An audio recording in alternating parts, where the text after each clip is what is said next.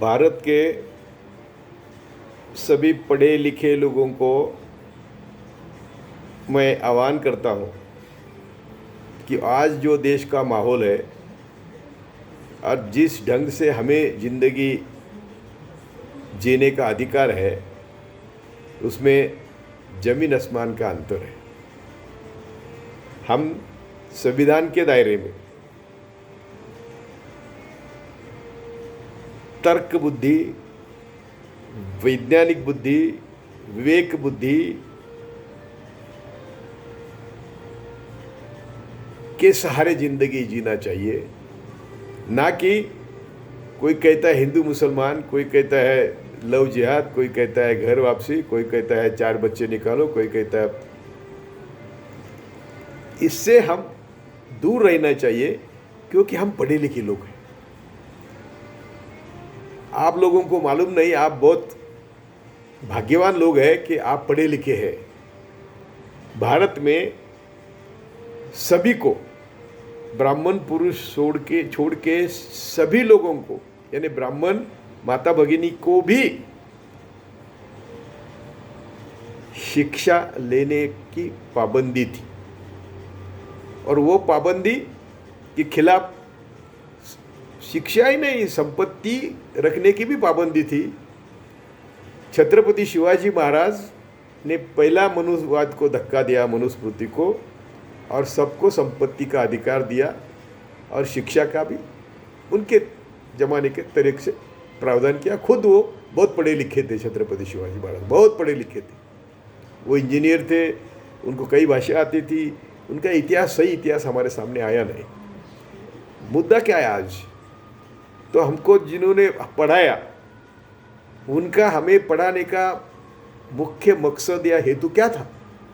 तो उन्होंने कहा था कि हम आपको इसलिए पढ़ा रहे हैं कि जिस व्यवस्था ने आपको न संपत्ति का अधिकार दिया, न शिक्षा का अधिकार दिया, उस व्यवस्था के खिलाफ लड़ने के लिए आपको हम पढ़ा रहे हैं।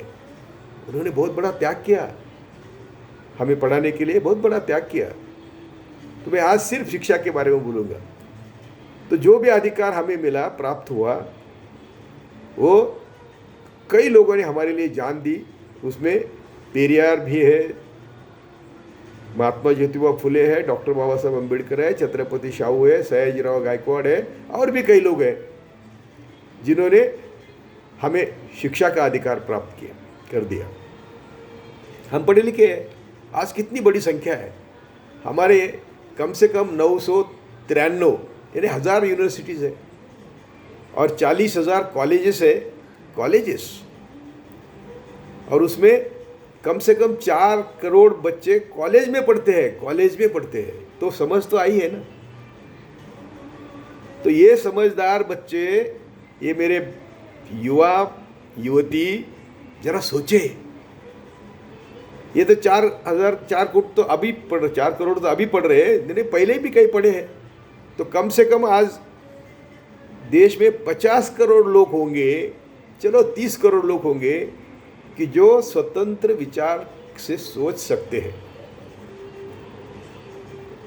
आप स्वतंत्र विचार से सोचने लगे तो हमारे प्रस्थापित वर्ग ने हमारे शिक्षा के प्रावधान, दरवाजे बंद कर दिए। जो सरकारी स्कूल थे उसको बंद करके प्राइवेटाइजेशन, निजीकरण किया स्कूल का, और निजी हाथों में शिक्षा दे दी। आज देश में जब हमारी संविधान कहता है कि 100% सब बच्चों को पढ़ाने की जिम्मेदारी सरकार की है और सरकारी खर्चे से है, तब आज सिर्फ और सिर्फ 28% प्रतिशत बच्चे सरकारी स्कूल में जाते हैं, और सरकारी स्कूल है 72% एजुकेशन या शिक्षा का प्रावधान निजीकरण हो गया है। इतना ही नहीं, तो जो पसीना बहा के अपने बच्चों को पढ़ा रहे हैं, उनको भी निजी स्कूल में भेजना, उसके लिए वो अपनी सब खून पसीना बहाकर उनको निजी स्कूल में भेज रहे हैं, क्योंकि सरकारी स्कूल का स्टैंडर्ड खत्म हो गया है। आज भारत में कई आंकड़े हैं, लेकिन एक आंकड़ा मैं बताता हूँ। एक अंदाज है कि हमारे आने वाले 2 साल में 18 लाख बच्चे बाहर पढ़ने को जाएंगे और उनका शिक्षा का खर्चा है 7.5 लाख करोड़। ये जो उनके बाप के पैसे नहीं है, ये समाज के शोषण किए हुए पैसे हैं और वो लेके वो बच्चे बाहर जाते हैं पढ़ाई करने के लिए। क्यों? कि हमारे यहाँ का स्टैंडर्ड सिर्फ अफ्रीका के बाद हम है, इतने हमारा एजुकेशन का स्टैंडर्ड खराब हो गया है। और उनके माता पिता यहाँ हमको हिंदू मुस्लिम करके आपस में झगड़ाते हैं, उनके बच्चे वहाँ हैं। तो ये जो हमारे पढ़े लिखे बच्चे हैं, हमारे पढ़े लिखे प्रोफेसर है, हमारे पढ़े लिखे अधिकारी है, आईएएस है, आईपीएस है, सबकी जिम्मेदारी बनती है कि हम इन सब बच्चों का प्रबोधन करें।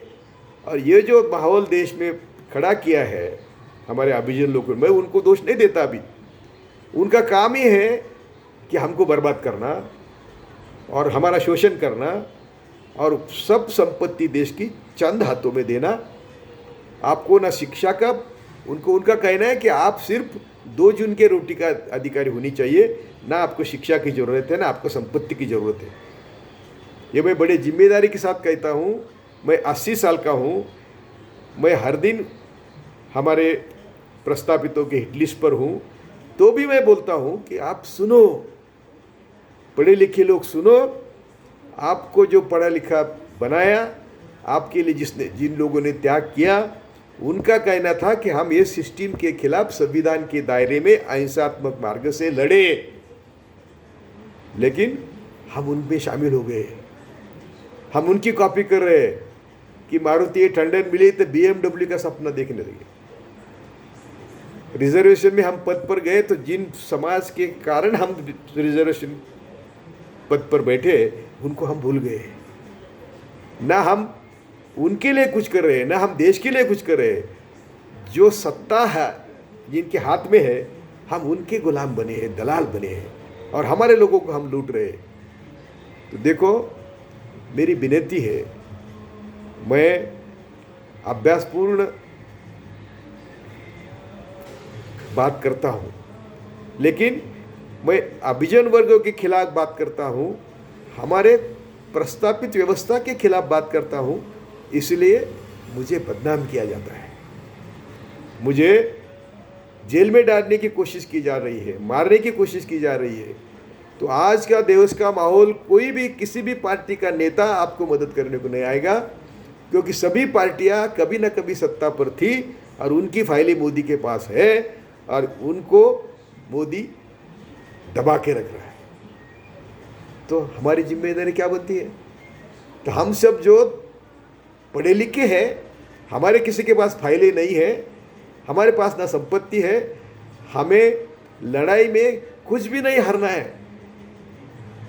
जब तक हम पढ़े लिखे लोग रास्ते पर नहीं आएंगे, जात धर्म पंथ छोड़ो, रोटी कपड़ा शिक्षा और मकान के, शिक्षा के और विकास के रास्ते चलो। डॉक्टर बाबा साहब अम्बेडकर, शाहू फुले, पेरियार ने दिखाए रास्ते पर चलो। और ये चलना आसान है, हमारी संख्या बड़ी है, हमारे पास पैसे हैं और लोकशाही में, प्रजातंत्र में हेड गिना जाता है, तो हमारे पास संख्या है। मैं आप सबको विनती करता हूँ कि जो पढ़े लिखे लोग हैं वो अभी घर से बाहर निकलो। ये सब जो देश में दंगे हो रहे हैं, जो भी कुछ हो रहा है, उसके खिलाफ समाज का प्रबोधन करो, नहीं तो भी घर में बैठ के आप सड़कर मरने वाले हैं। आपके पैसे भी कुछ काम के नहीं है। नोटबंदी करके मोदी ने सबके खिस्से में हाथ डाला ना, जीएसटी करके भी सबके खिस्से में हाथ डाला ना, तो मोदी एक दिन में आपके सबके पैसे निकाल लेगा। मैं बोलता हूँ सभी पढ़े लिखे अधिकारियों को, पढ़े लिखे लोगों को, डट से खड़े रहो।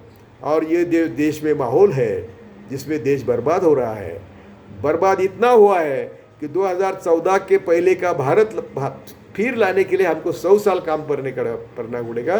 सुधरो, लोगों के साथ ले लो, प्रबोधन करो। जय भारत, जय जवान, जय किसान।